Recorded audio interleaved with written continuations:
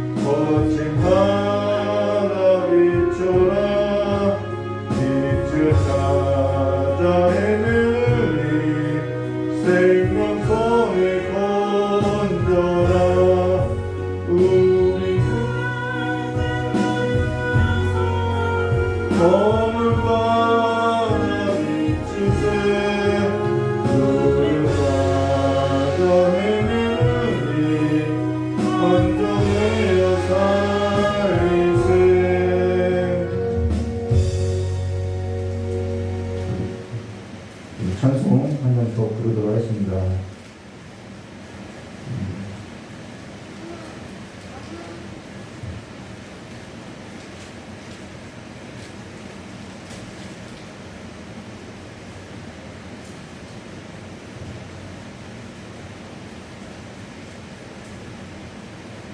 찬송가 582장 부르도록 하겠습니다.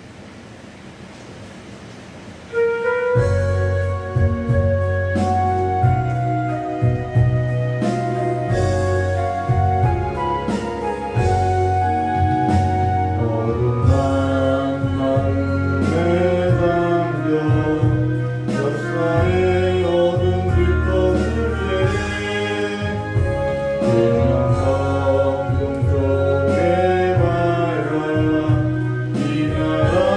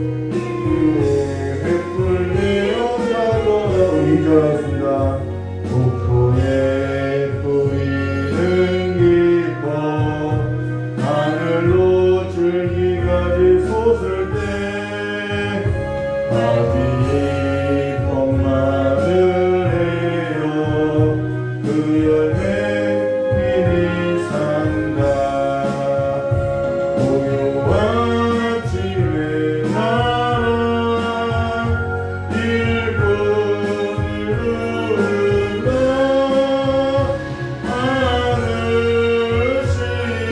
씨앗이래요 역사의 생명을 이어가리 밝은 샘 줄기 용솟아 거칠은 땅에 흘러젖을 때 이름된 푸른 벌판에 눈앞 활짝 뜨인다 고요한 아침에 나라 새하늘 새땅아 길이 꺼지지 않는 인류의 횃불 되었다거라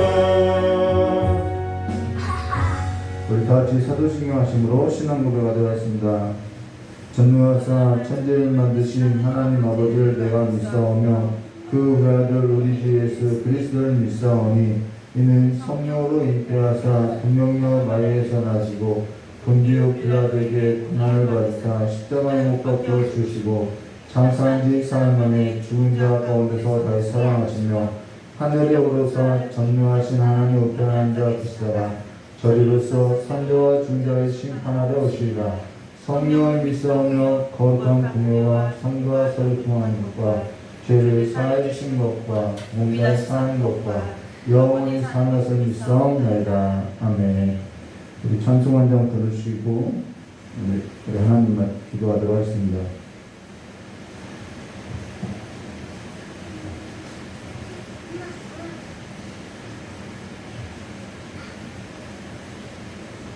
찬송가 252장입니다.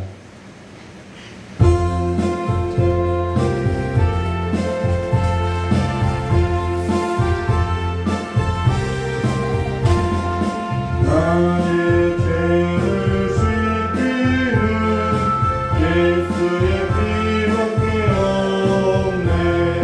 다시 정케 하기도 예수의 피밖에 없네. 예수의 흘린 피 날 이게 하오니 귀하고 귀하다.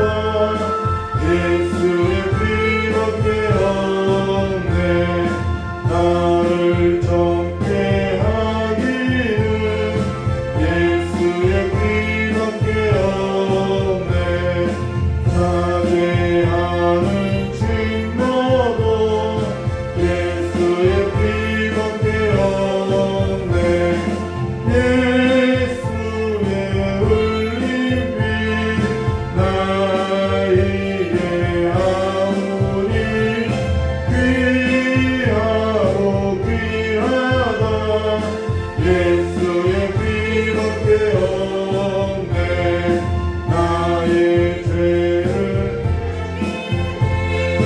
예수의 피밖에 없네.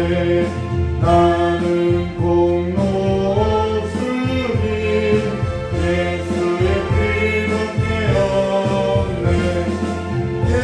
예수의 흘린 피 나에게 하오니 귀하고 귀하다. 예수의 피밖에 없네. 영원한 소망은 예수의 피밖에 없네. 나의 의는 이것뿐 예수의 피밖에 없네. 예수의 흘린 피 날 이게 하오니 귀하고 귀하다.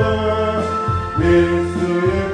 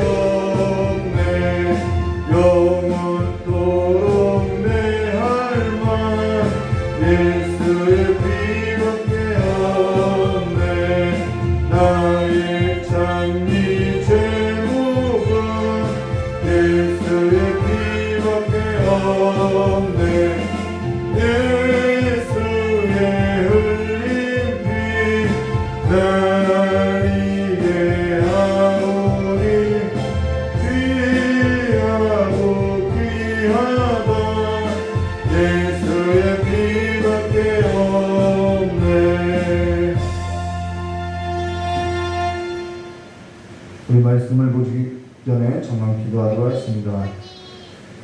참 좋으신 하나님 아버지, 우리의 삶 가운데 여러 가지 일들이 벌어지고 있는 이 상황 가운데 하나님을 바라볼 수 있는 시선을 열어주시옵고 눈을 열어주시옵고 우리의 마음이 하나님께로 집중되어서 하나님께서 다시 오실 날을 준비하는 깨어있는 삶이 될 수 있도록 주님께서 복을 열어주시옵고 우리의 마음과 우리의 모든 삶이 하나님 앞에 열중되고 집중된 삶으로서 하나님으로부터 떠나서 하나님께로부터 떨어진 가지와 같이 살아가는 사람들이 없도록 주님께서 복을 내려주시길 간절히 원하고 원합니다. 오늘도 온라인으로 예배를 드리는 우리 귀한 성도님들의 각 가정마다 각 삶마다 주님께서 임재하여 주시옵고 함께하사 그들이 어딜 가든지 하나님께서 하나님의 그 놀라운 권능으로서 선하심으로써 하나님께서 모든 출입을 지켜 보호하여 주시옵고 우리 귀한 성도님들의 그 모든 삶 또한 그리스도 예수 안에서 하나님과 함께 동행하는 삶을 살아가는 데 부족함이 없도록 주님께서 함께하여 주시옵고 붙들어 주시길 간절히 원하고 원합니다.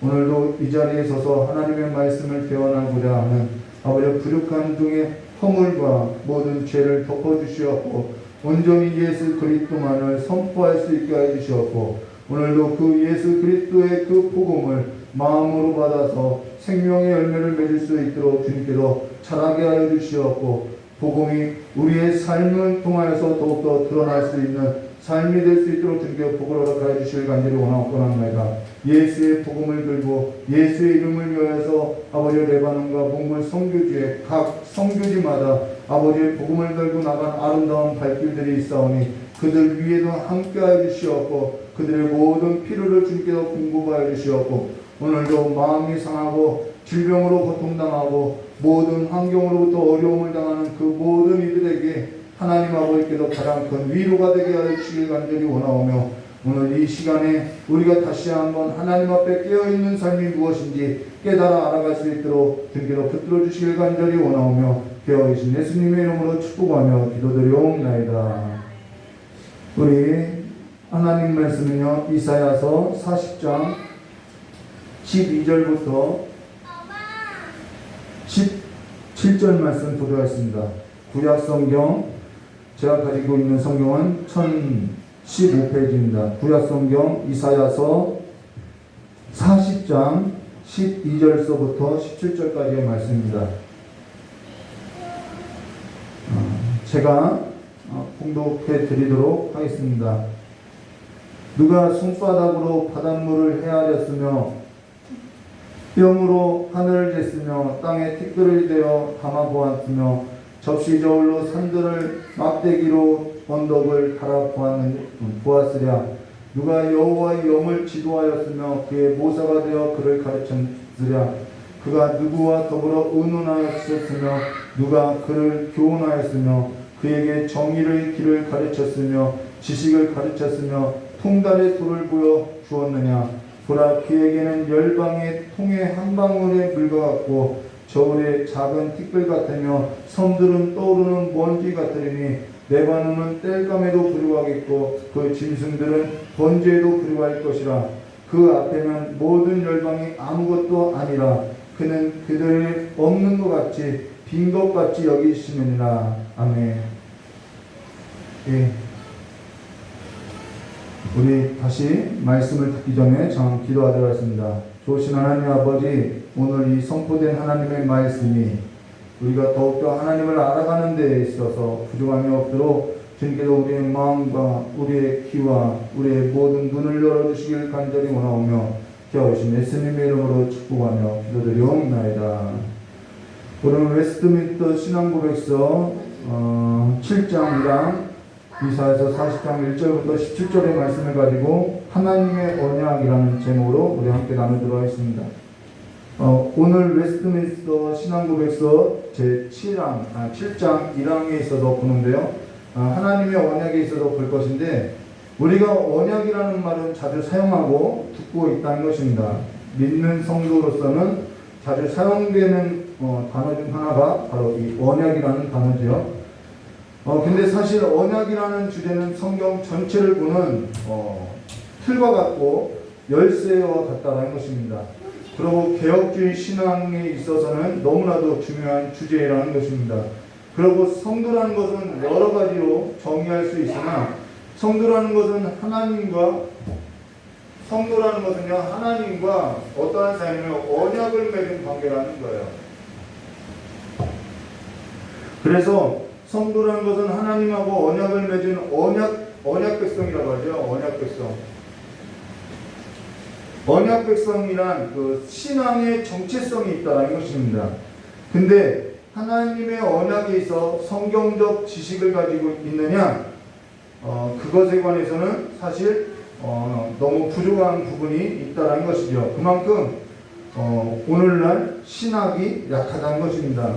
우리가 교회 안에서 찬양을 부르고 기도를 하고 말씀을 듣고 성도와의 교제를 좋아할 수 있다는 것입니다. 근데 그러한 성도의 교제가 좋아 종교 활동을 할 수 있다는 것이죠. 근데 내 삶에 직접적이고 크고 작은 어려움이 있을 때 우리는 영적이든 육적이든 심리적이든 환경적이든 상관없이 우리에게 직접적인 어려움이 있을 때, 시련이 있을 때 크게 흔들리는 것을 보게 된다는 거예요. 근데 우리가 그러한 시련 가운데서 흔들리는 까닭이 어디 있냐면요, 우리가 하나님 앞에 언약 백성이라는 이 성경적 지식의 바탕이 약할 때 우리가 어떻게 되면 흔들리게 되어 있다는 것이죠. 마태복음 13장 10절부터 23절의 말씀을 보시면은 예수님께서 천국의 비밀에 있어서 비유를 드는데요. 우리가 여기서 잘 들을까요? 천국의 비밀이라고 이야기하고 있죠. 18절 말씀 보시면은 그런즉 씨 뿌리는 비유를 들으라라고 이야기했다는 것입니다. 근데 그 씨 뿌리는 비유를 들으라라고 이야기할 때 길가에 뿌려진 자는 이라고 하면서 19절에 뭐라고 하냐면요, 아무나 천국 말씀을 듣고 깨닫지 못할 때에는 악한 자가 와서 그 마음에 뿌린 것을 빼앗나니 이는 곧 길가에 뿌린 자요라고 말하고 있다는 것이죠.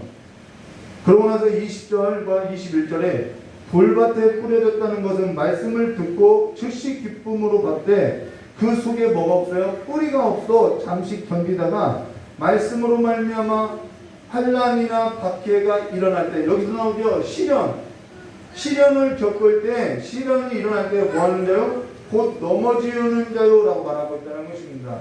그리고 22절에 가시떨기에 뿌려졌다는 것은 말씀을 들으나 세상의 염려와 재물의 유혹의 말씀이 막혀 결실하지 못하는 자요라고, 막혀서 결실하는 못하는데 그 가시떨기에 뿌려졌다는 것은 무슨 말씀을 들었는데 세상의 염려와 재물의 유혹과 어떠한 세속의 그런 가치로 인해서 말씀이 막혀서 결실을 하지 못한다는 것이죠.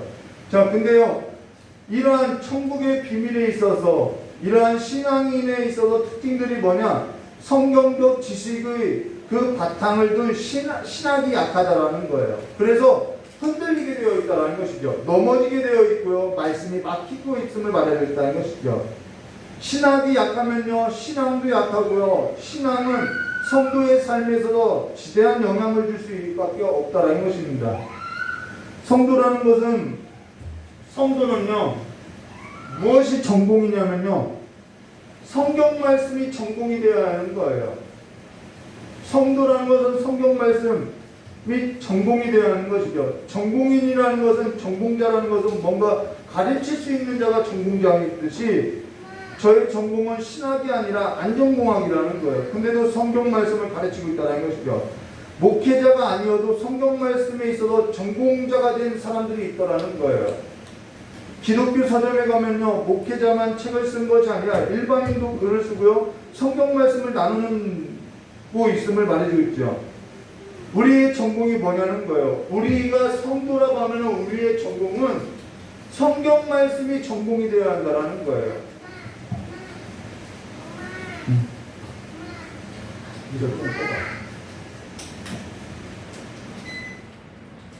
여러분이 성도라고 한다면은, 하나님의 언약 백성이라고 한다면은, 여러분의 삶에서도 여러분의 전공은 성경 말씀이 전공이 되어야 한다는 것입니다. 그래서 여러분의 삶이 전공자가 될 때 다른 사람하고 무엇을 나눌 수 있냐면 성경 말씀을 가르칠 수 있고 성경 말씀을 나눌 수 있고 그 성경 말씀을 가지고 성도와의 교제를 할 수 있음을 말해줬다는 것이죠. 목회자로서 가장 안타까운 것이 뭐냐면요, 성경 말씀에 있어서 가르쳐야 할 것이 너무나도 많이 있더라는 거예요. 근데 괜찮아요? 괜찮아.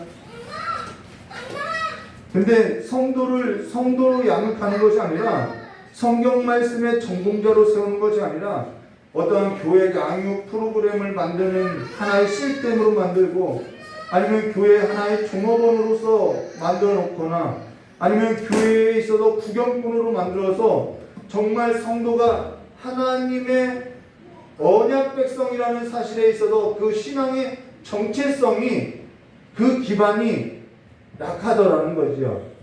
저 역시도 교회에 있어서 구경꾼으로 다니다가요, 교회 종업원으로 일하다가요, 그리고 삶에서도 감당할 수 없는 시련을 겪었을 때는 그게 저의 삶의 문제로 고통을 하고 있었으나 사실 그 모든 것이 신앙의 문제였고 성경의 지식의 그 기반이 너무나도 약했다라는 그 사실을 뒤늦게 깨닫게 되었다는 것이죠.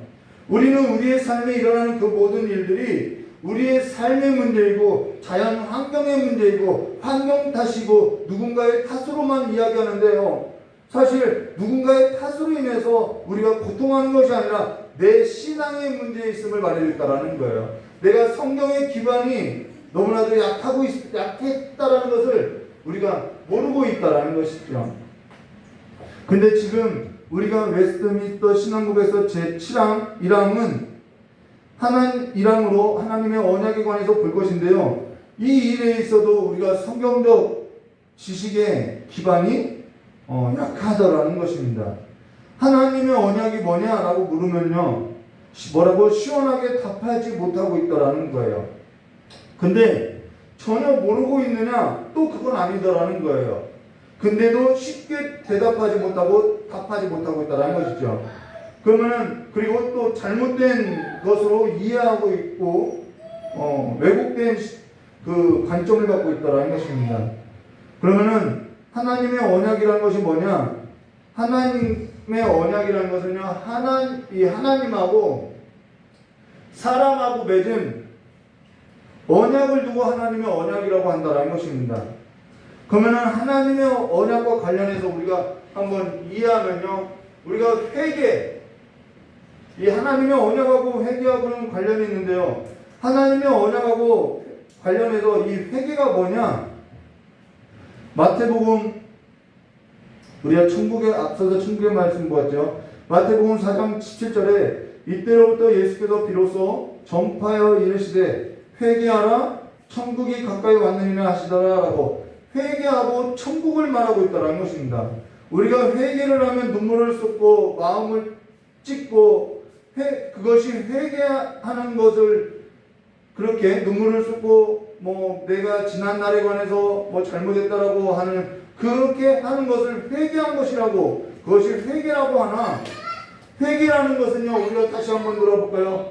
회개란 정의는 내가 눈물을 쏟는 그런 행위가 있을 수 있어요. 그런데 그것이 아니라 회개라는 것은 하나님의 언약에서 벗어난 삶의 자리에서부터 하나님의 언약으로 돌아오는 것이 회개라는 거예요.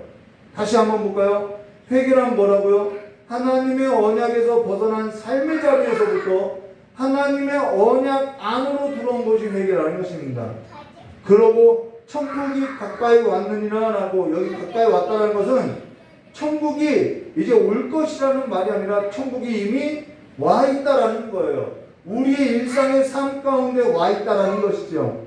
그로 인해서 마태복음 13장 44절에 뭐라고 이야기하면은 천국은 마치 밭에 감추인 보화 같더니 사람이 이를 발견한 후 숨겨두고 기뻐하여 돌아가서 자기 소유를 다 팔아 그 밭을 사느니라 라고 말하고 있다는 것입니다. 천국이 어디에 있냐면은 밭에 감추어 있다는 것이죠. 밭이라는 것은 우리가 살아가는 일상의 삶을 말한다는 것입니다. 그 일상의 삶 가운데 천국이 들어왔다는 것이죠. 그러면은 어찌해서 다른 사람 눈에는 보이지 않고 우리 눈에만 보여냐는 거예요. 어째요 다른 사람 눈에는 보이지 않는 그 보화가, 그 보물이, 보배가 왜 나에게만 보이게 되었냐는 것이죠. 그게 뭐냐면은 하나님께로부터 은혜 받은 자라는 것이죠. 학개서 2장 7절 말씀 볼까요? 또한 모든 나라를 진동시킬 것이며 모든 나라의 보배가 이르리니 내가 이 성전의 영광이 충만하게 하리라. 만군의 여호와의 말이라. 라고 보배가 이르렀다는 것입니다. 여기 보배라는 것은 사모하는 것이라는 것을 말하는 거예요. 모든 나라가 사모한 것, 모든 나라에 사모하는 것이 내게는 보였다는 것이죠. 보화가 뭐냐? 천국이 뭐냐? 하나님의 언약이 뭐냐? 우리가 하나님의 언약 백성이라고 하죠. 우리가 하나님의 언약 안에 들어왔음을 말하고 있죠. 그 천국이 뭐고 그 부하가 뭐냐면은 예수 그리스도를 말하고 있다는 거예요. 두세 사람이 함께 내 이름으로 모인 곳에, 내 이름으로 모인 곳에 누구도 있다라는 거예요. 나도 그와 함께 있다라는 것으로서 천국이 이미 우리의 일상의 삶 가운데 들어와 있다라는 것을 말해줬다는 것입니다. 성경은 처음부터 끝까지요, 누구에 관해서 이야기하냐면요, 예수 그리스도에 관해서 이야기하고 있다라는 거예요. 하나님의 언약의 중심에 누가 있냐면은 예수 그리스도가 있다라는 거예요. 우리가 금요예배 설교 때 새 언약에 있어서 잠깐 보았으나 성경을 보는 관점에 있어서 뭐 세 가지로 나눌 수 있는데요. 이 성경 말씀을 보는 세 가지 관점이 있는데요. 하나는 성경을 보는 관점에 있어서 언약 관점에서 보는 언약 신학이 있고요. 주제로 보는 조직 신학이 있고요.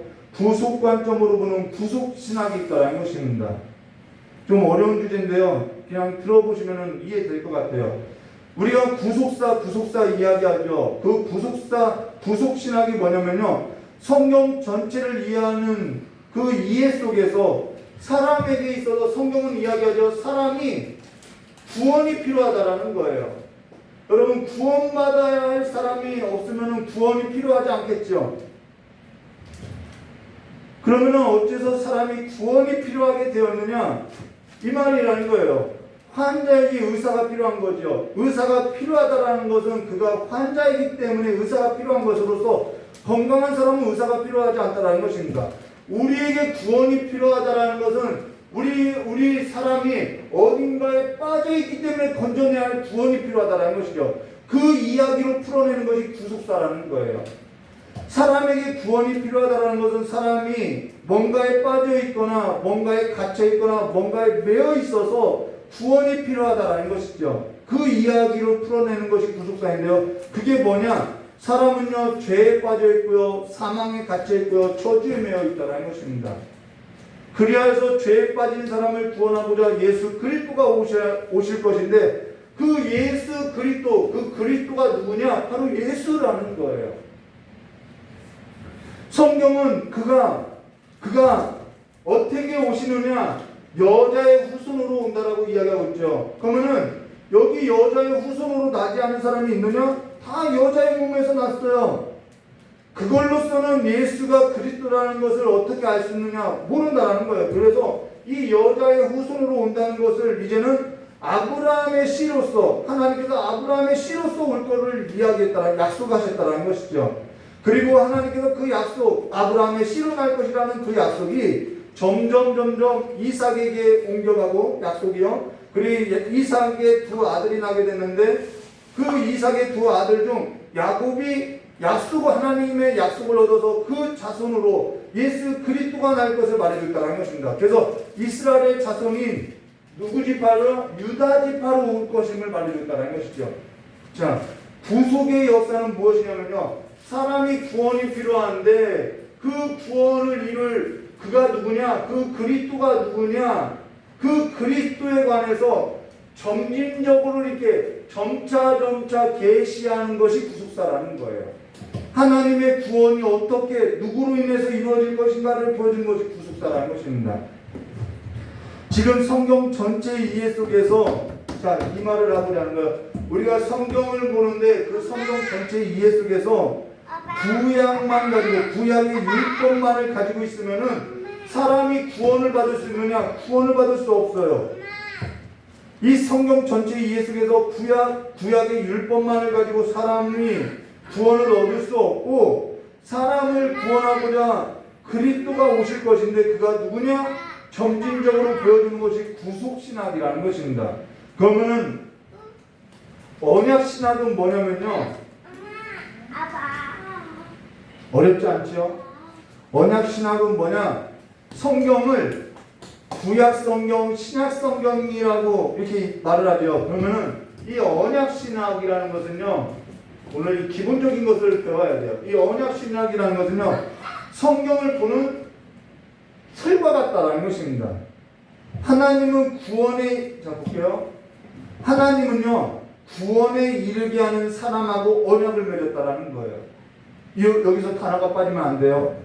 하나님은 구원에 이르는 사람하고 언약을 맺으시는데, 언약이라는 것은 우리가 정의를 다를까요? 언약이라는 것은 하나님이 주어예요. 하나님이 구원에 이르는 사람하고 맺은 관계가 언약이라는 것입니다. 관계라는 거예요. 근데 언약이라는 것은 무엇이냐면은 법적인 구속력을 갖고 있다는 것입니다. 그 법적인 구속력이 뭐냐면은 생명이라는 거예요. 그리고 언약이라는 것은 약속을 말하고 있고 계약을 말한다는 것입니다. 그럼 약속이 이 언약 안에는 약속이라는 것이 들어있다는 거예요. 어떠한 약속이냐? 피로 맹세한 약속이 들어있다는 것입니다. 우리가 금요일에 설교 때 보았던 것으로서요, 히브리서 9장 18절과 21절 말씀 보시면 이렇게 말씀하죠. 우리가 앞으로 볼 것인데요, 이러므로 첫 언약도 피 없이, 여기서 나오죠. 언약은 피가 없으면 안 돼요. 첫 언약도 피 없이 세운 것이 아니니, 모세가 율법대로 모든 계명을 온 백성에게 말한 후에 송아지와 염소의 피 및 물과 붉은 양털과 우슬초를 취하여 그 두루마리와 온 백성에게 뿌리며 이르되, 이는 하나님이 너희에게 명하신 언약의 피나, 또한 이와 같이 피를 장막과 섬기는 일을 쓰는 모든 그릇에 뿌렸느니라. 피 없이 세워지는 언약은 하나도 없다라는 것입니다. 그런데 이 피라는 것은 구속력이 있다라는 거예요. 생명의 구속력이 있다라는 거예요. 효력이 있다라는 것이죠. 그래서 이 피라는 것은 무엇을 말하냐면요, 생사가 걸린 문제임을 말해줬다라는 거예요. 언약 안에 있으면은 살지만은 언약 바깥에 있으면은 죽는다라는 것을 말한 것이어서, 생사의 갈림길이 바로 이 언약에 있다라는 것입니다. 마태복음 26장 28절 말씀 보시면 이렇게 말하죠. 이것은 죄사함을 얻게 하려는 많은 사람을 위하여 흘리는 바 나의 피, 곧 언약의 피니라. 이 언약의 피, 언약 안에 있으면은 살고요, 언약 바깥에 있으면은 죽는다라는 거예요. 근데 하나님께서 아브라함하고 언약을 맺었던 장소가 있죠. 하나님이 아브라함과 언약을 맺을 때에, 아브라함이 우리가 이 언약을 맺을 실력이나 능력이 있느냐? 없다라는 거예요. 우리는 이걸 지킬 능력도 없고 실력도 없어요. 우리가 나중에 볼 기회가 있으면 볼 것인데요, 하나님이 아브라함하고 언약을 맺을 때에 아브라함이 맹세한 것이 아니라 하나님께서 맹세했었다라는 것입니다. 우리가 그것을 지킬 실력도 없고 능력도 없다라는 거예요. 우리는 빵점이라는 거예요. 창세기 15장 12절과 17절 말씀해 보시면 하나님께서 아브라함하고 언약식을 하는 장면이 있는데요, 창세기 15장 12절과 17절 말씀 보시면 17절에 해가 져서 어두울 때에 연기나는 화로가 보이며 타는 횃불이 쪼갠 고기 사이로 지나더라 라고, 이 쪼갠 고기 사이로 지나가는 것이 언약식인데, 이 쪼갠 고기 사이를 지나간 것이 누구냐면 아브라함이 아니라 연기나는 화로가 보이며 타는 횃불이 지나갔다라는 것입니다. 이것은 여기서 해가 져서 어두울 때라는 것은 하나님의 임재를 말하는 거예요. 그러고 연기나는 화로가 보이며 타는 횃불이 쪼갠 고기 사이로 지나더라라고, 아브라함이 지나간 것이 아니라 뭐가 지나갔어요? 연기나는 화루가 보이며 타는 횃불이 쪼갠 고기 사이로 지나더라라고. 이 타는 횃불이 지나갔음을 말해줬다는 것입니다. 이게 뭐냐면요, 당시 언약식을 하는 것으로서 종주국과 공신국이 계약을 맺을 때의 모습이라는 것입니다. 이 당시의 고대 언약식은요, 이 고기를 쪼개가지고 이 사이에 누군가가 지나간다라는 거예요. 계약을 어기면은 이 쪼갠 고기처럼 죽게 될 것이다 라는 생사가 걸린 문제라는 거예요. 그래서 언약 안에 있으면 사는 것이고요, 언약 바깥에 있으면 죽는 거라는 거예요. 그러면 상식적으로 종주국이 이 쪼갠 고기 사이를 지날까, 아니면은 봉신국이 이 쪼갠 고기 사이를 지날까? 당연히 봉신국이 쪼갠 고기 사이를 지나게 된다는 것입니다. 목숨을 걸고 충성하겠습니다라고 맹세하고 이 쪼갠 고기 사이를 지난다라는 거예요. 근데 어길 때에는 너든지 나든지 어길 때에는 무엇으로 받기는 갚을 길이 없냐면은 목숨 외에는 다른 것으로도 해결할 수 없다라는 거죠. 근데 하나님께서 이 쪼갠 고기 사이로 지나갔다라는 것입니다. 그리고 실제 하나님은 아브라함하고 약속대로 하나님께서 맹세를 하고 하나님께서 이 쪼갠 고기 사이를 지나면서 하나님이 아브라함에게 약속한 대로 그의 자손을 애굽에서 어떻게 했어요? 건져내셨다라는 거예요. 그리고 그들을 가나안 땅으로 들이셨다는 것이죠.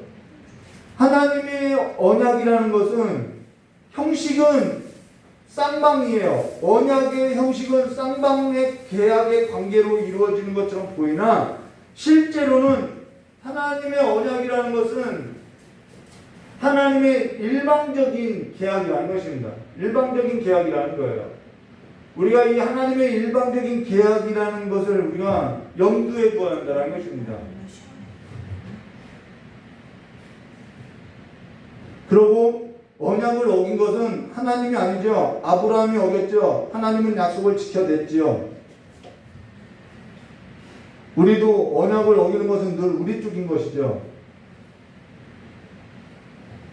그런데 거기에는 보증이 있었다는 것입니다. 아브라함이 처음부터 지킬 실력이 있고 갖출 조건이 있고 능력이 있었다면 아브라함에게 보증이 필요 없었다는 것이죠. 우리가 한 가지 기억할 것이 뭐냐면 사람과 계약을 할 때에도 각 당사자가 상대에게 있어서 주권적으로 부여된 조건에 동의한 것처럼 언약을 하여도 하나님하고 내가 언약의 당사자가 된 것처럼 내가 언약을 하고 내가 동의하고 내가 언약에 있어서 대등한 자로 생각하는 것은 잘못된 거라는 거예요. 여러분, 사람과 사람 사이에 계약을 맺을 때는 각 당사자가 어느 정도 조건에 동의가 있다는 것입니다. 내가 그 계약에 동의한다는 동의가 있다는 거예요. 그런데 그런 거와 같이 하나님과 나와의 언약도 마치 내가 언약의 당사자가 된 것처럼 내가 하나님의 언약에 있어서 마치 내가 동의하고 내가 언약에 사인하고 내가 하나님의 언약에 있어서 언약할 수 있는 대등한 자로서 이해하고 있는 것은 잘못된 생각이라는 거예요. 우리는 하나님의 언약에 있어서 내가 뭔가 언약의 당사자와 같이 대등한 자와 같이 동의하고 사인하고 해서 이루어진 것이 아니라 하나님의 일방적인 계약이라는 거예요. 지금 우리가 방금 보았던 것처럼 언약에 있어서 우리가 하나님하고 언약의 당사자가 된 것처럼 생각되어진 것은 거만한 것이고요, 교만한 것이고요, 오만한 삶의 태도라는 것입니다. 내가 하나님하고 동의하고 내가 언약의 당사자가 된 것처럼 내가 서명을 한 것처럼 대등한 자와 같이 생각하는 것이면 잘못된 신앙의 틀로서요, 잘못된 신앙에 의한 삶을 살게 된다는 것이죠. 하나님의 언약이라는 것은 첫째요, 내가 조건이나 실력이나 능력이 내게 있지 않다라는 거예요. 하나님께서 자신을 언약의 당사자와 같이 자기를 낮추신 사건임을 말해주고 있다는 것입니다. 하나님 자신이 자기를 낮춘 사건이라는 거예요. 사실 하나님은 우리하고 언약을 맺으실 까닭이 전혀 없다라는 거예요. 근데 그가 우리와 같은 사람에게 언약을 맺을 자로서 우리를 여겨주신 것으로서 그분 자신이 이 언약을 맺었다는 것은 그분 자신을 낮췄음을 말해줬다는 것입니다.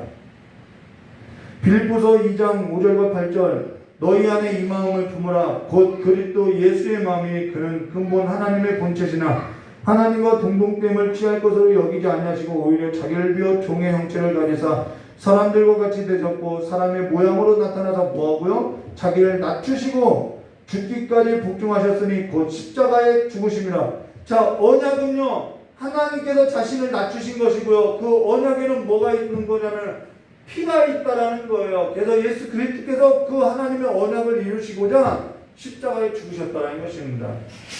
그가 이 땅에 오셔 죽으실 까닭이 없는데 그가 우리와 언약을 맺고자 그가 이 땅에 와서 피를 흘리고 죽으셨다라는 거예요. 근데 그가 어째서 죽으셨냐? 하나님의 언약에 있어서 성취하시고자 죽으셨다는 것입니다. 성경의 약속대로 여자의 후손으로 오셨고 성경의 약속대로 아브라함의 씨로 오셨고 또 유다지파의 그 다윗의 자손으로 오셨고 성경의 약속대로 마귀와 마귀를 멸하셨음을 말해줬다는 것이죠. 그리하여서 마귀의 노예로 사망 아래 죄의 노예로 사망에 죽어서 그 사망에 이를 수 없고 사망에 끌려갈 수밖에 없었던 죄인을 구원하셨음을 말해줬다는 것입니다. 그러니 하나님의 언약이 예수 그리스도로 성취되었고 지금 우리는 예수 그리스도로 성취된 하나님의 언약 안에서 하나님의 언약 백성이 되었음을 고백한다라는 것. 여기에 내 실력이 있었느냐, 내 능력이 있었느냐, 내 조건이 있었느냐 전혀 없다라는 거예요. 하나님께서 은혜로 행하여 주셨다라는 것입니다. 그래서 언약이라는 것은요 하나님의 은혜로 된 거라는 거예요. 그런데 이 하나님의 은혜로 이 언약이 이루어졌다는 것을 모를 때는 우리가 자꾸 내 행위를 의지하게 되어 있다는 거예요.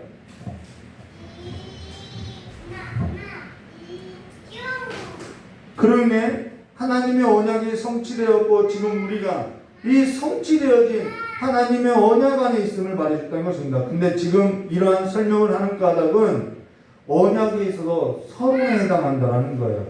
무슨 말이냐면요. 웨스트민스터 신앙급에서 제7장 1항이 하나님의 언약에 관한 서론에 해당하고 있다는 것입니다. 그래서 이 하나님의 언약에 있어서 간략하게나마 여러분의 이해를 돕고자 이렇게 긴 설명을 하게 됐다는 것이죠. 그러면 웨스트민스터 신앙고백서 제7항 1항을 보시면요 이렇게 말씀하죠. 하나님과 피조물 사이의 간격은 잘 들어보세요.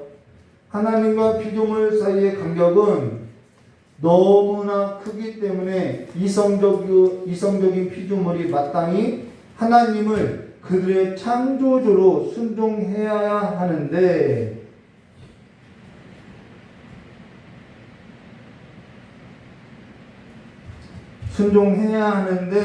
어떻게 한다고요? 그들은 하나님께서 무슨 축복이나 상급을 얻어낼 수 없었고 오직 하나님 편에서 자원하여 베풀어 주시는 은혜로서만 가능하였다. 자, 언약은 은혜로서만 가능하다라는 거예요. 그런데 그 은혜를 하나님께서 언약이라는 수단으로 하여 나타내시기를 기뻐하셨다라고 하고 있다는 것입니다. 지금 설교가 길어지다 보니까 집중이 이제 흐트러지고 그런 분들이 있을 것 같아요. 그냥 이렇게 누워서 듣고 여러분 예배는 저를 보고 드리는 것이 아니라 여러분 각자가 하나님 앞에서 드리는 것임을 여러분 기억하시기 바랍니다. 여기 언약 신학에 있어 몇 가지 알아야 할 것이 있는데요. 성경 속에는 7개의 언약이 있다는 것입니다. 크게 나누면은 2개로 행위 언약하고 은혜 언약이 있다는 거예요. 근데 다 행위 언약이 아니라 은혜 언약이 전제되어 있음을 우리가 알아야죠. 이제 그만 와. 자, 언약에는 7가지가 있는데요. 창조 언약이 있고요. 아담의 언약이 있고요. 이 창조 언약이라는 것은 아담이 타락하기 전에 맺었던 언약을 창조 언약이라고 하고요. 이 아담의 언약이라는 것은 하나님이 아담하고 맺은 언약을 말하고요. 노아의 언약, 아브라함의 언약, 모세의 언약, 다윗의 언약, 그 다음 새 언약이 나온다는 것입니다. 그리고 대표적인 행위 언약이 어디에 있냐면 이 아담의 언약이 행위 언약이라는 거예요. 행위로서 언약을 맺었기 때문에 아담이 그 행위에 대한 값을 지불했다는 것이죠.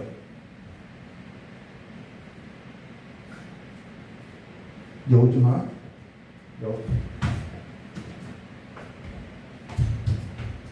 그리고 모세의 언약은 특이하게도요, 행위의 언약과 은혜의 언약이라는 이 두 가지 개념이 다 내포되어 있다는 것입니다. 근데 우리가 행위의 언약하고 은혜의 언약은 우리가 다음 항에 보면 볼 것이기 때문에요, 지금은 나누지 않고요. 여기 잠깐 언급하고자 하는 것이 뭐냐면요, 이 창조의 언약이라는 것입니다. 이 창조의 언약을 보고 마칠 것인데요. 우리가 지금 웨스트민스터 7장 하나님의 언약에 있어서 보는데요. 우리가 지난 시간까지 무엇을 보았냐면요. 웨스트민스터 신앙고백서 제6장 인간의 타락과 죄와 죄의 형벌에 있어서 보았다는 것입니다. 그러면은 이 말을 언급하는 이유가 여기 있는데요. 죄인이요, 자기 죄를 부인하는 것과 자기가 죄로 인하여서 타락하고 부패하고 또 죄로 오염된 것을 부인하고 살아가는 것은 악한 거라는 거예요. 그게 악이에요. 근데 더 그거보다 악한 것이 있다는 것입니다. 그게 뭐냐면요, 자기가 피조물이라는 사실을 부인하고 살아가는 것이 더 악하다는 거예요. 사람이 가장 불경건한 것이 뭐냐면은 창조주 하나님을 기억하지 않고 살아가는 것이 가장 불경건한 거라는 거예요. 왜 그것이 가장 불경건한 것이냐면요, 사람이 가장 불경건한 것이 하나님께로부터 내가 독립된 존재로서 내 위치를 하나님께로부터 벗어나서 살아가는 것이 가장 불경건하기 때문에 창조주 하나님을 기억하지 않고 살아가는 것이 불경건이라는 거예요. 그럼 경건이 뭐냐? 우리가 그런 단어의 개념을 잘 알아내는데, 경건이라는 것이 뭐냐? 경건은요, 독립된 존재로 살아가는 것이 아니라 하나님께 접붙인 존재로서 자기 위치를 지키고 살아가는 것이 경건한 삶이라는 거예요.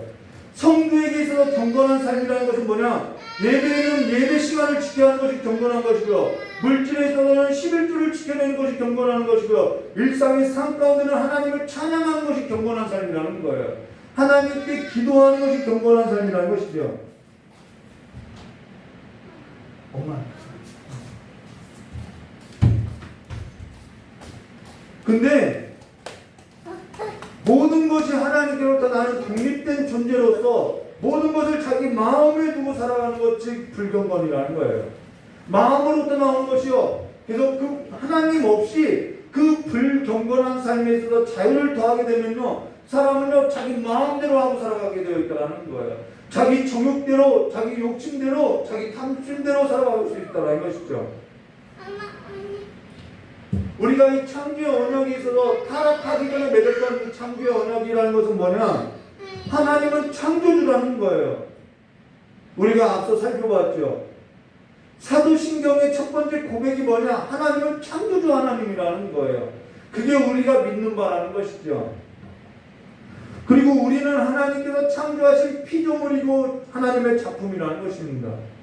그러면은 하나님께서 우리를 창조하신 창조의 목적대로 살아가는 것은 너무나도 당연한 삶이라는 것이죠. 그걸 뭐라고 하냐면 순종이라고 한다는 것입니다. 그래서 언약 백성, 이 언약은 하나님의 은혜의 수단인데 하나님께 은혜 받은 자가, 하나님의 언약 백성들이 하나님께 순종하는 것으로서 뭘 받아요? 복을 받게 되어 있다는 것이죠. 어제 저희 아내하고 어디를 갔다 오는데 그 조그만 가게에 주일은 쉽니다라는 것이 붙어 있는 거예요. 그게 뭐냐면요, 하나님께 은혜 받은 자로서 언약 백성으로서 정체성을 가지고 주일은 쉽니다, 주일은 지키는 것입니다라는 순종을 통해서 그 삶이 복된 인생임을 말해준다라는 거예요. 하나님의 창조자이기 때문에 우리는 피조물이기 때문에 우리는 순종하는 것이 마땅하다라는 것이죠. 이 창조의 언약에 관해서 우리가 성도가 이 뭐랄까요 신앙의 정체성을 잃으면요 내 마음대로 살아가고 있다는 것입니다. 로마서 9장 19절부터 20절 말씀 볼까요? 혹 내가 내게 말하기를 그러면 하나님이 어찌하여 허물하시겠냐 누가 그 뜻에 대하여 대적하리라 이 사람아 내가 누구에게 감히 하나님께 반문하느냐 지음받은 물건이 지은 자에게 어찌 나를 이같이 만들었느냐 말하겠느냐라고 이야기하거든요. 근데 우리는 그렇게 말하고 있어요. 여러분 앞에서 우리가 천국에 관한 비유를 언급했죠. 왜 사람들이 평소에는 하나님을 찬양하고 하다가도 예배 나오면은 뭐 찬송도 불러요. 근데 왜 시련을 겪으면은 왜 결실하지 못하느냐?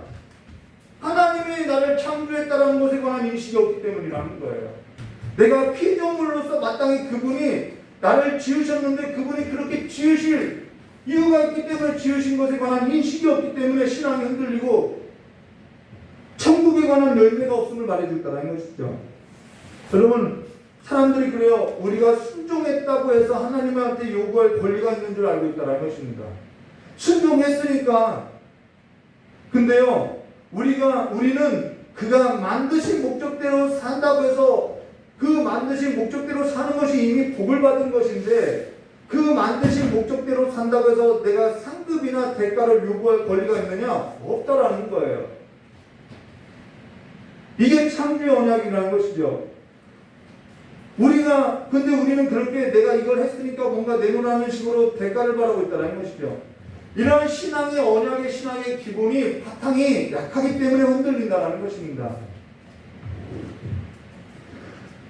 어려운 일을 겪으면은 내가 어떻게 하나님을 섬겼는데 이럴 수 있냐라고 이야기하고 있다는 거예요. 아니요, 우리가 하나님을 섬기는 것은 너무나도 마땅한 일이라는 것이죠. 하나님의 언약 안에서 한번 생각해 보라는 거예요. 창조 언약 안에서 생각해 보라는 거예요. 오늘 웨스트민스터 신앙국에서 제1항 1번 우리는 1번만 오늘 볼 것인데요. 내용이 많아요. 근데 이 1번밖에 없어 내용을 우리가 나누면서 보면요. 조금씩 나누면요. 이 웨스트민스터 신앙국에서 제1항 7장 1항 1번에 서두에 보면 이렇게 말씀하죠. 하나님과 피조물 사이의 간격은 너무나 크기 때문에 이성적인 피조물이 마땅히 하나님을 그들의 창조주로 순종해야 하는데 라고 말하고 있다는 것이죠. 하나님하고 피조물 사이에는 간격이 너무 크다라는 거예요. 피조물은 창조주를 찬미하고 영화롭게 하는 일이 마땅하다는 것입니다. 이게 창조의 목적이라는 거예요. 우리가 그렇게 지음을 받았다는 것입니다. 그가 하라고 한 일에 있어서 하는 것이 마땅하다라는 거예요. 하지 말라고 한 일에 있어서 하지 않는 것이 마땅한 거예요. 근데 여기 이성적인 피조물이라는 것은 그게 본성이라는 것이죠. 이성을 가진 사람이라고 하면은 그것이 옳은 것인 줄 안다라는 것입니다. 여기 간격이라는 것이 우리가 성경을 함께 교독한 것인데요. 이사야서 40장 12절과 17절 말씀. 누가 손바닥으로 바닷물을 헤아렸으며 뼘으로 하늘을 쟀으며 땅에 티끌을 베어 담아보았으며 접시 저울을 산들을 막대기로 언덕을 달아보았느냐. 누가 여호와의 영을 지도하였으며 누가 그의 모사가 되어 그를 가르쳤으랴. 그가 누구와 더불어 의논하셨으며 하나님은 누구와 더불어서 의논하신 분이 아니에요. 누가 그를 교훈하였으며 그에게 정의의 길을 가르쳤으며 지식을 가르쳤으며 통달의 도를 보여줬느냐. 보라 그에게는 열방이 통에 한 방울 물과 같고 저울의 작은 티끌 같으며 섬들은 떠오르는 먼지 같으리니 레바논은 땔감에도 부족하겠고 그 짐승들은 번제에도 부족할 것이라. 그 앞에는 모든 열방이 아무것도 아니라. 여러분 그 앞에서는 모든 열방이 아무것도 아니에요. 그는 그들을 없는 것 같이 빈 것 같이 여기시나라고 사실상 범접할 수 없는 간격이 있음을 말해줬다는 것입니다.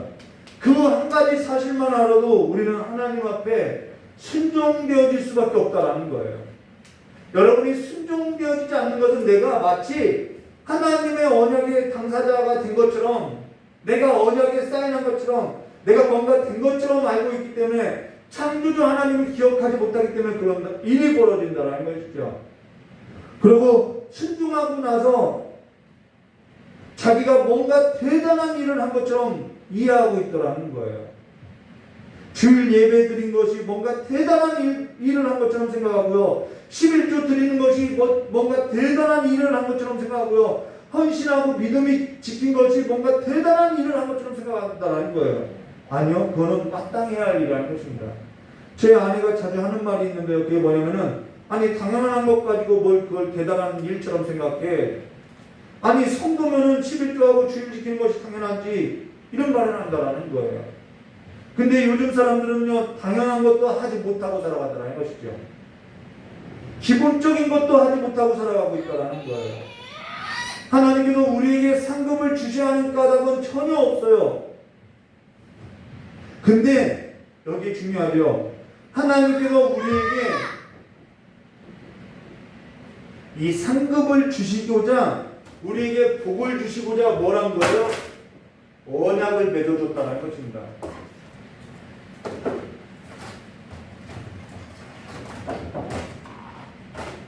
잠언 18장 22절 말씀 보시면, 아내를 얻은 자는 뭘 얻어요? 복을 얻고, 복을 얻은 것이 뭐냐? 여호와께 은총받은 자니라. 은총받은 자가 복을 받은 거라는 거예요. 복 받은 자가 은총받은 거라는 거예요. 근데 저희 아내에게 자주 사용하는 이 말씀 구절이요, 사실 제가 제 아내에게 이런 말 자주 해요. 저 같은 사람이 장가간 것은 하나님께 은총받은 거라고 이야기를 자주 해요. 그러면 저희 아내도 오빠가 정말 장가간 것은 내 힘으로 된 것이 아니라 하나님의 은총으로 된 거라고 이야기를 해요.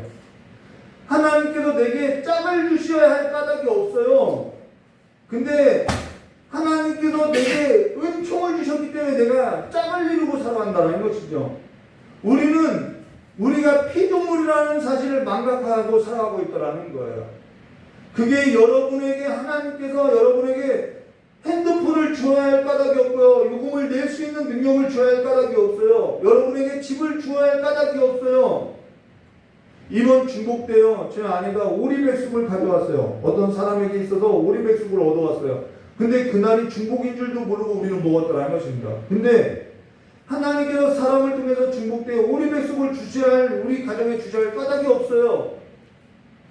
오늘 우리가 기억해야 할 것이 뭐냐면은, 하나님께서 사람하고 언약을 했다는 것은 그 사실만으로도 하나님께서 사람에게 뭘 베푼 것이냐면은 은혜를 베푼 사실임을 말해줬다는 것입니다. 은혜가 베풀어졌다는 거예요. 그러면서 웨스트민스터 신앙국에서 제7장 1장 1번에 보시면 이렇게 말씀하고 있죠. 그들은 하나님에게서 무슨 축복이나 상급을 얻어낼 수 없었고, 뭔가 요구할 권리가 우리에게 없어요. 이에 오직 하나님 편에서 자원할, 하나님 편에서, 언약은 하나님 편인 거예요. 하나님 편에서 자원하여 베풀어 주신 은혜로서만 가능하였다라는 것이죠. 이사야서 55장 3절, 너희는 귀를 기울여 내게로 나와 들으라.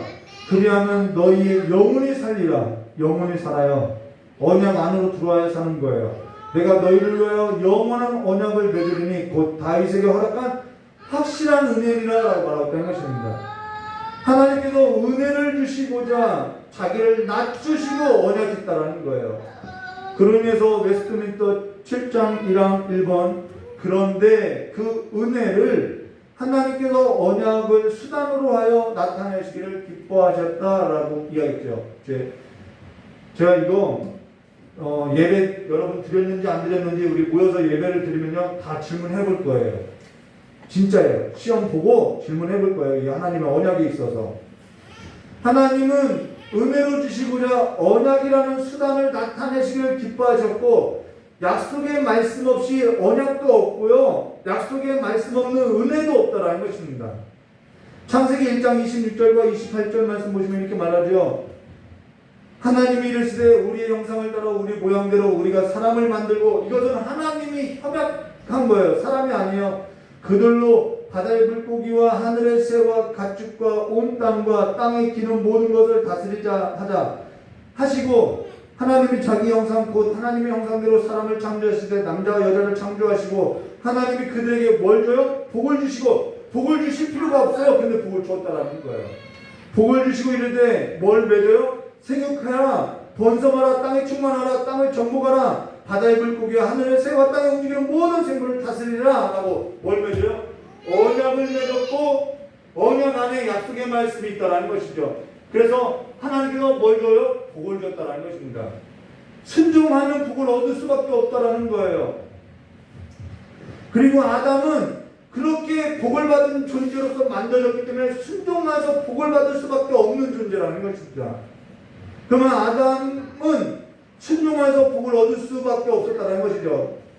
아담은 순종한다고, 근데 아담이 순종한다고 해서 복을 받아야 하느냐, 상급을 요구할 권리가 있느냐, 없다라는 것입니다.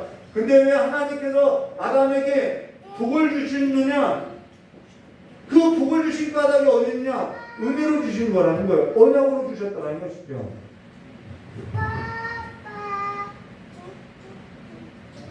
이 말을 잘 들으세요. 하나님은 아담에게 복을 주시고자 하나님은 자신을 아담하고 대등한 언약의 당사자로 여기시고 자기를 낮추셔서 복을 주시고자 뭘 맺었다는 거예요? 언약을 맺었다는 것입니다.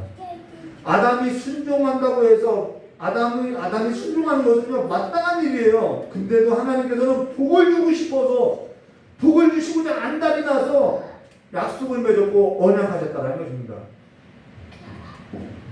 아담은요 그냥 살아가면 복을 얻고 살아갈 수 있는 자라는 거예요. 근데 그가 불순종했다는 것이죠. 창세기 2장 15절과 17절 여호와 하나님이 그 사람을 이끌어 에덴 동산에 두어 그것을 경작하게 지키게 하시고 여호와 하나님이 그 사람이 명하여 이르시되 동산 각종의 나무의 열매는 내가 임의로 먹되 선악을 알게 하는 나무의 열매는 먹지 말라. 내가 먹는 날에는 반드시 죽으리라 하시리라. 아담하고 이게 언약을 맺은 거죠. 이게 아담의 언약이에요. 근데 아담은 순종해서 복을 얻을 수 있다라는 것입니다. 아담이 근데 순종한다고 해서 복을 받아야 하고 복을 요구할 권리가 있느냐? 없어요. 그냥 순종하는 것이 그의 삶이에요. 근데 하나님께서는 아담에게 복을 주시고자 자신을 아담과 같이 대등한 언약의 당사자로 자기를 낮추시고 복을 주시고자 언약을 맺었다는 것입니다. 아담이 순종하는 일은 마땅한 거예요. 근데도 하나님께서는 복을 주시고자 약속하셨고 뭔가 무리한 것을 요구한 것이 아니었다는 것입니다. 그냥 그가 하나님께 은혜를 받은 삶으로서 살아가면 복을 얻게 되어 있다는 거예요. 근데 그가 불순종했다는 거예요. 창세기 6장 18절 그러나 너와는 내가 내 언약을 세우리니 누구의 언약이요? 하나님의 언약. 너는 내 아들들과 내 아내와 내 며느리와 함께 방주로 들어가라. 이게 노아하고 맺었던 언약이죠. 하나님의 언약이에요. 창세기 17장 7절 내가 내 언약을 나와 너 및 내 대대 후손 사이에 세워서 영원한 언약을 삼고 너와 내 후손의 하나님이 되리라. 성경을 여는 틀이 열쇠가 뭐냐면 이 언약 신학이라는 것입니다. 하나님이 아브라함하고 맺었던 언약은 하나님의 언약이라는 거예요. 내 언약이라는 거예요. 이들이 맺은 것이 아니라 하나님께서 내가 내 언약을 세우리니 내가 내 언약을 나와 너와 내 대대 후손에게 세워서 영원한 언약을 삼고 너와 내 후손의 하나님이 되리라. 그분은 그럴 필요가 없는데 그렇게 하셨다라는 것입니다. 하나님의 언약이란 하나님께로 맺으신 확실한 은혜라는 거예요. 하나님의 확실한 은혜로 하나님의 약속대로 하나님께서 세우신 하나님의 언약으로 하나님의 아들의 피로 세운 언약임을 말해주겠다는 것이죠. 저는 죄값을 지불할 능력도 없고요. 실력도 없고 조건도 안 된다는 거예요. 저는 가난하고 저는 힘이 없고 저는 죽은 자로서 회생 불가능한 자라는 것입니다. 근데 하나님께서 하나님의 언약을 그 아들의 피로써 확실하게 은혜를 주셔서 맺어주셨다는 거예요. 예수님께서 우리의 보증이 되셨다는 것입니다. 내가 갚을 능력이 없어 기업 물을 자가 되어주신 것으로서 나의 보증이 되어주셔서 하나님께서 다 갚아주셨다는 거예요. 지난 모든 죄와 허물이 아니라 장래의 모든 죄와 허물까지도 영이 단번에 갚아주셨음을 말했다는 것입니다.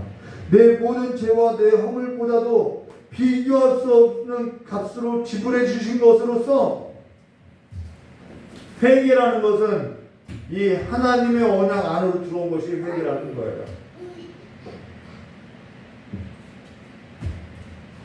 은혜라는 것은 언약의 성취를 말하고 있다는 것입니다. 하나님의 은혜로 얻은 복 있는 자로, 복된 삶으로 성취된 언약 안에서 하나님의 명령에 순종하는 삶이 되시기를, 그 순종이 우리가 뭔가 대가를 바라고 뭔가 요구할 권리가 있는 것으로서 생각하는 것이 아니라, 하나님의 명령에 불순종하는 삶이 아니라 하나님의 은혜로 하나님의 언약 안에 사는 하나님의 언약 백성으로서 신앙의 정체성을 가지시고 하나님의 언약 안에 있는 하나님의 약속의 말씀을 누려나가시기를 주님의 이름으로 축원합니다. 다 같이 기도하도록 하겠습니다. 여러분, 이거 진짜 물어볼 거예요. 여러분, 얼굴과 얼굴을 마주하고 예배를 드릴 때 두렵고 떨리는 마음으로 귀여우시길 바랍니다. 제가 이 약속에 관해서 여러분에게 질문을 할 거예요. 우리 찬송 한 번 부르고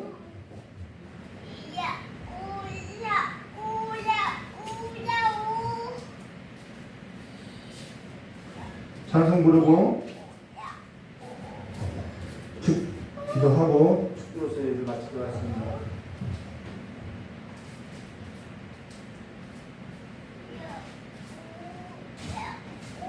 찬송가 267번입니다.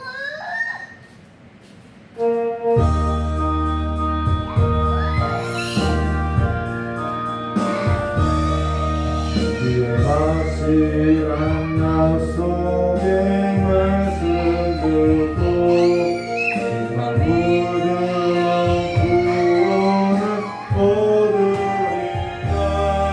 할렐루야 할렐루야.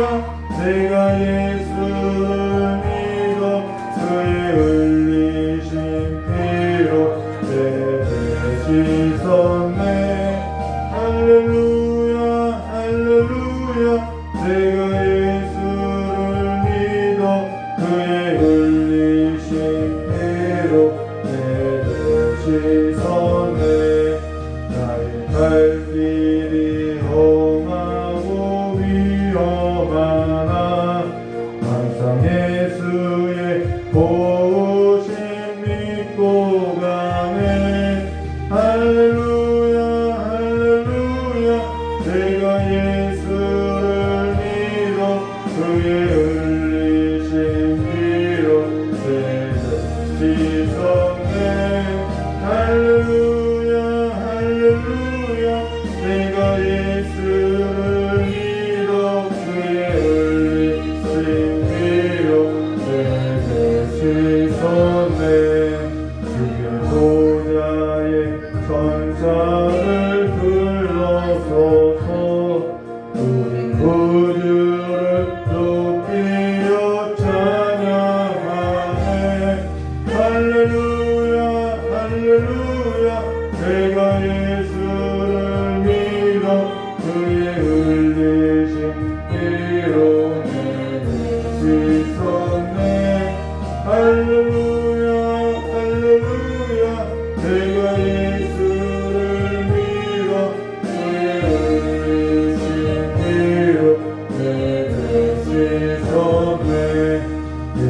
예언자들과 왕들도 반열대로 황금길 따라 나와 찬송하네.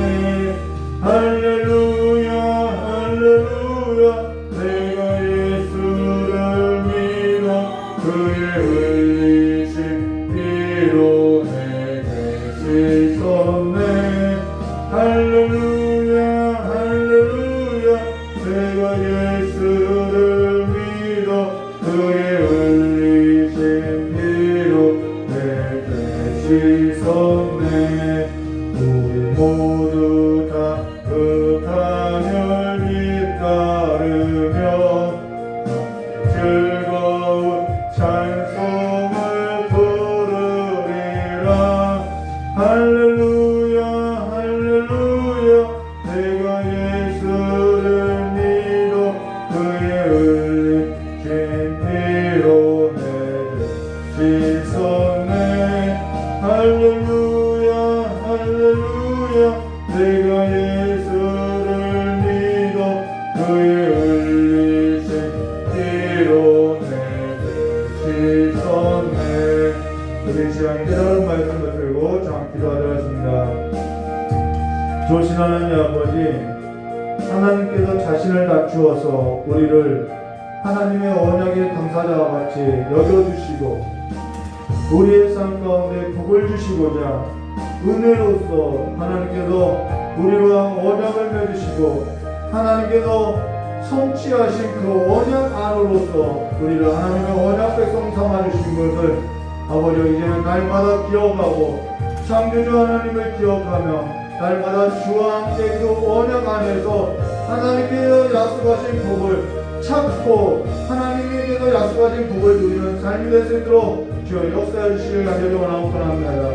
우리의 삶에 시련이 있고 우리의 삶에 환난이 있고 우리의 삶에 어려움이 있어도 이제는 하나님의 약속의 그 확신한 말씀을 부여잡고 모든 성도들이 하나님의 그 생명의 말씀을 붙들고 일어날 수 있도록 주님께서 붙들어 주셨고 이 말세 때에 종말의 때를 살아가는 고통하는 때를 살아가는 우리 성도님들 그 모든 삶이 하나님의 말씀 안에서 말씀을 누리며 하나님의 언약 백성으로서 살아가는 데 있어서 흔들림 없는 삶이 될 수 있도록 주 역사해 주시길 간절히 원합니다.